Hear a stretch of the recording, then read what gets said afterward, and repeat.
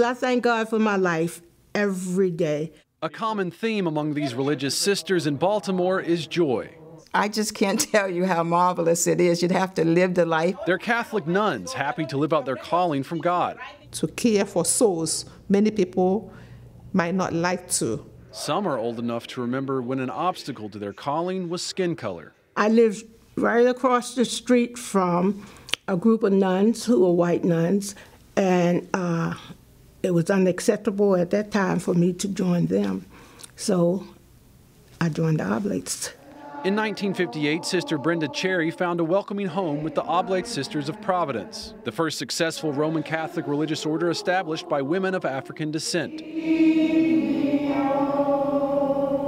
Going back to 1863, in the heat of the Civil War, President Abraham Lincoln declared freedom for many enslaved African Americans with his historic Emancipation Proclamation. But before that, the founder of the Oblate Sisters of Providence, Mother Mary Lang, broke a racial barrier way ahead of her time. And she's now on the path to possible sainthood. Her mission began right here in Baltimore with the founding of this school. More than 30 years before President Abraham Lincoln signed the Emancipation Proclamation, Mother Mary Lang established St. Francis Academy because she believed African American children had the right to an education. And a year later, in 1829, her first group of Oblate Sisters of Providence came together, making vows, embracing a life of service to God and the vulnerable in society, while rejecting racism and accepting those deemed unworthy at the time.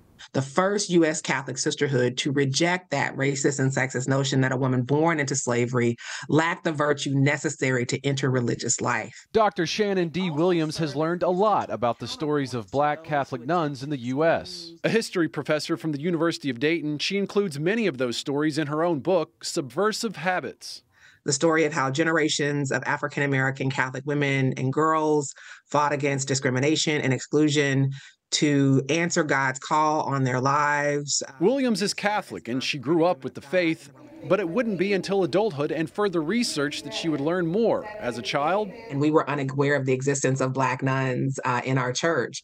Williams says the number of Black nuns has historically been around just 1% of the total U.S. population of Catholic religious sisters, and those same numbers apply to Black priests.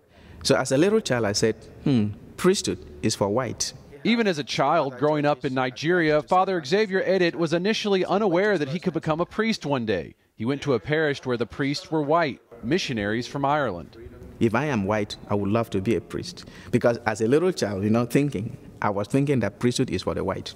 So I said, I wish I was a white person. I would have loved to be a priest. He eventually would see African men ordained to the priesthood and would later go on to pursue his calling.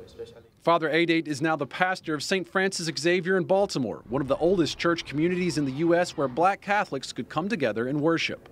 And it's a loving community. We welcome everybody. As a priest, Father Edate's a member of the Josephites. His religious community was founded in 1871, not long after the end of the Civil War, to serve African Americans at a time when many weren't accepted into Catholic churches. Or if they were segregated, assigned to back pews, or treated as second-class citizens, a trend that would continue in many places for nearly 100 years. As Sister Brenda Cherry shared in her own account, racial discrimination was a reality within Catholic religious communities in the 1950s. Anti-Black acceptance policies of the past meant men and women were denied the ability to become nuns and priests, and the church feels the loss today. It hurt the church as a whole, because where would we be now if we had had all of those vocations? But it certainly is a painful reminder of someone who is still a practicing Catholic, right?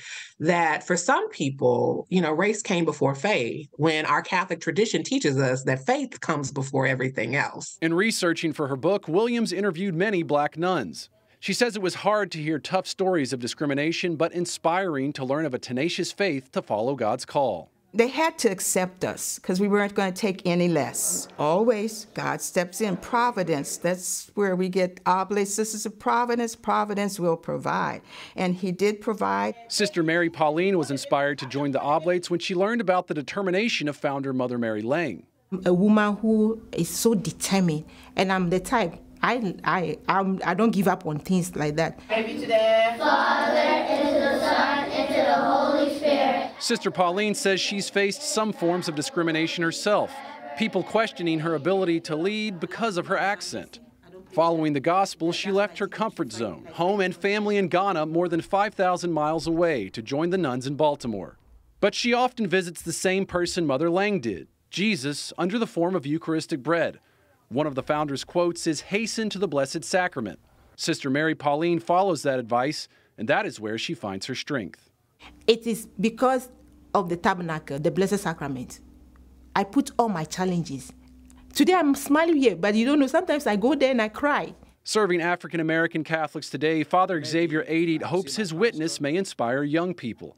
The reality is, Black Catholics are a minority in the U.S. Church, and like he did as a child, they may need a witness of what being called to a religious life can look like. Have that connection to say, oh, if he can do it, I can do it. Or to look at it and say, oh, he looks like me, he resembles me. Not about us anymore.